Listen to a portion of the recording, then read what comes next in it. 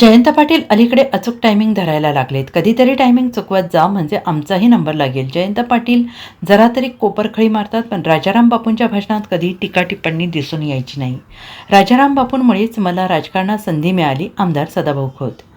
जयंत पाटील अलीकडे अचूक टायमिंग धरायला लागले आहेत. कधीतरी टायमिंग चुकवत जा म्हणजे आमचाही नंबर लागेल, असं आमदार सदाभाऊ खोत यांनी जयंत पाटील यांना उद्देशून गमतीशीर विधान केलं आहे. उरुण ईश्वरपूर शहरातील उपजिल्हा रुग्णालयात डायलिसिस सेवेचे उद्घाटन जयंत पाटील आणि सदाभाऊ खोत यांच्या हस्ते पार पडले. या उद्घाटन कार्यक्रमात सदाभाऊ खोत बोलत होते. माझ्यामध्ये आणि जयंत पाटलांच्या वैचारिक मतभेद नक्की आहेत, पण आमच्यामध्ये नेहमी आरोप प्रत्यारोप होत असतात. पण आम्ही दोघांनी सुद्धा मनाचे मतभेद कधीही निर्माण होऊ दिले नाहीत.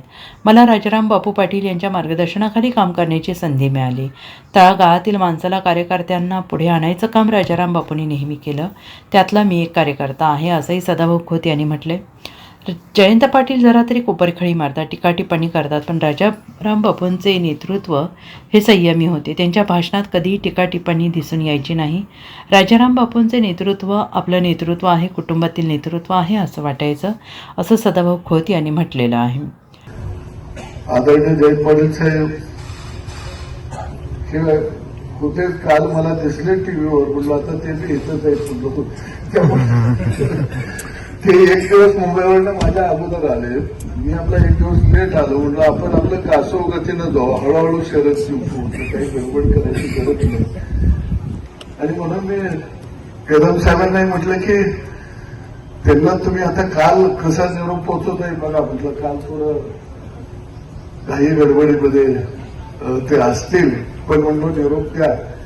पण मला सकाळी मी फारसा लेट येत नाही, पण 2 कार्यक्रम ओळखून मला वाटलं तुम्ही टायमिंग मध्ये येत आहे की नाही. म्हटलं जरा उशीर होईल म्हणून मी उशीर आलो. पण अलीकडे काही का असे ना त्यांचं जरा टायमिंग ते अचूक धरायला लागलेले. कारण अलीकडे ते टायमिंग चुकून याची दक्षता फार घेतील, पण कधी तर टायमिंग चुकवत जावा म्हणजे आमचाही नंबर लागत नाही. पण मग काही हरकत नाही.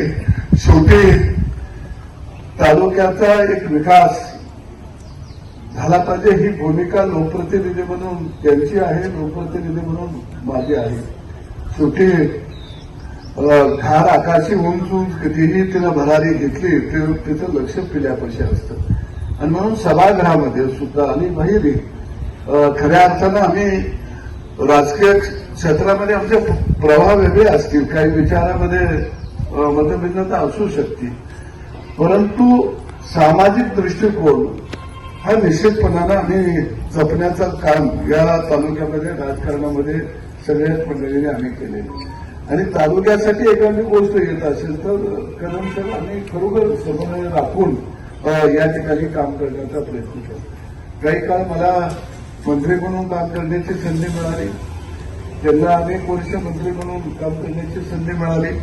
परंतु या कालखंडामध्ये कधी आम्ही वैचारिक आमचे मतभेद असतील, परंतु आम्ही मनाचे मतभेद कधी आम्ही निर्माण केले नाही. काही गोष्टी वैचारिक मध्ये काही प्रश्न तालुक्याच्या बाबतीत तयार झाले असतील, म्हणजे मी त्यांच्या तोंडावर संपूर्ण की आम्ही बसून की आपल्या तालुक्याला विकासाच्या दृष्टिकोनातून आपल्याला कसं पुढे घेऊन जाता येईल.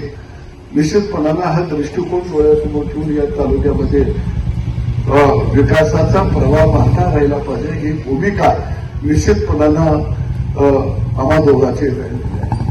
एक गोष्ट आहे की मी अनेक वेळा नाना म्हटलं की राजकारणामध्ये टीका टिप्पणी होत असतात, त्याला तो एक अखंड चाललेला तो एक मार्ग आहे. परंतु मला बापूंच्या मार्गदर्शनाखाली मला काम करण्याची एक मोठी संधी माझ्या आयुष्यामध्ये मला मिळाली. अनेक वेळा आरोप प्रत्यारोप होत असतात, परंतु आपण खडलो कुठून आपण सामान्य मातीतून वर आणण्याचं काम खऱ्या अर्थानं या तालुक्यामध्ये अनेक कार्यकर्त्यांना केलं, त्यातला मी एक कार्यकर्ते. आणि म्हणून निश्चित तो एक विचार, सामाजिक विचार, तळागाळातल्या माणसाला पुढे घेऊन जाण्याचा जो विचार तो बापूंचा होता, त्याचा संयमीपणा.